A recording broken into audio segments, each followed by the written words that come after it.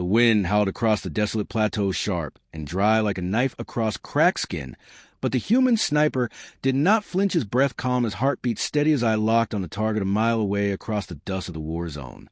Beside him crouched Lieutenant Caressa, the Varnalari, a proud alien race with bioluminescent markings and intricate armor. Her hands trembled slightly, her forefingers gripping the rocky outcrop as she adjusted her visor.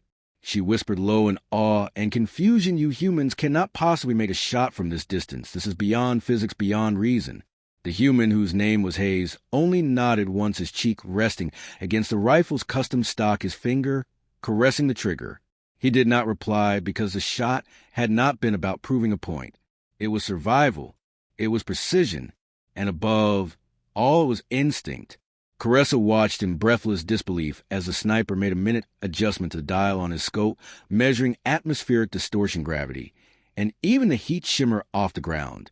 The Varn soldiers down below had been pinned by a Korok artillery nest buried deep within the ruins of a collapsed spaceport, and every attempt to get close had ended in death. The Koroks were brutal insectoid aliens, their armor thick, their weapons devastating.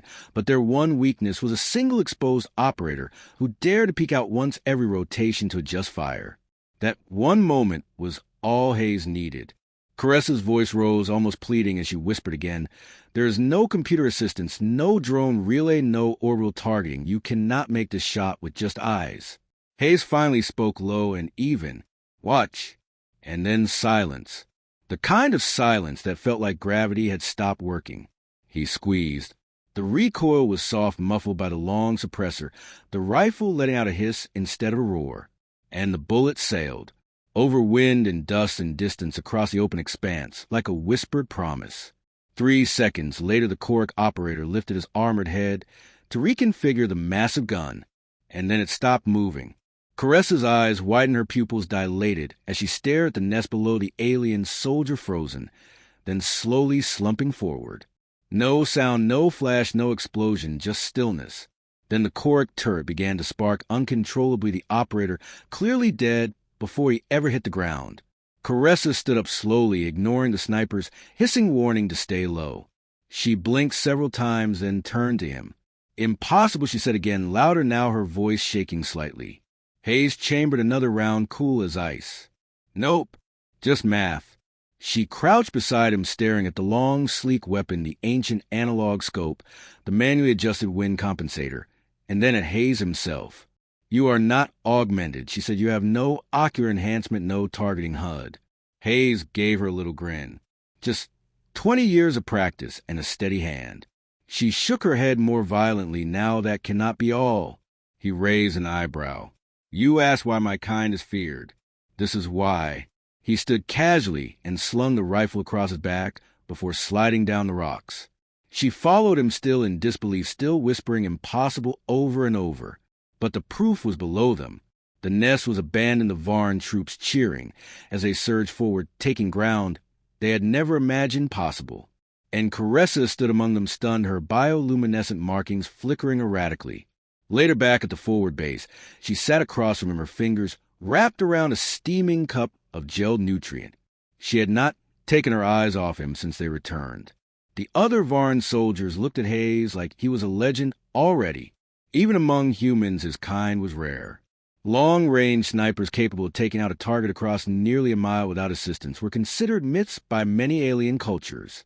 And yet here he was drinking bitter coffee, as if it had all been routine. "I watched the bullet arc. Through wind," Caressa said. "I saw it curve."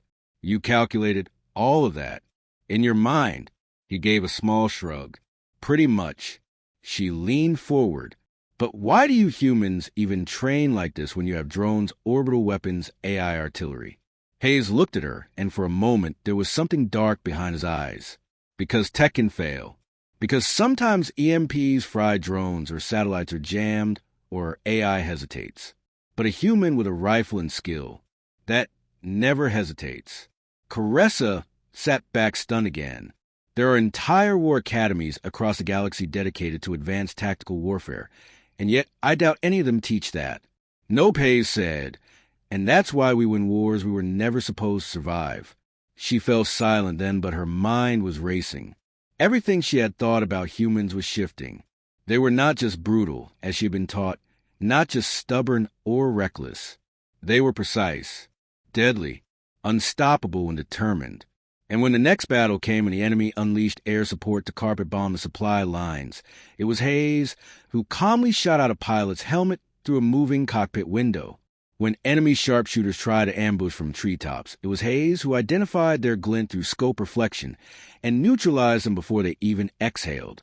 Each time Caressa watched, each time her disbelief grew, and each time she whispered again, "Impossible."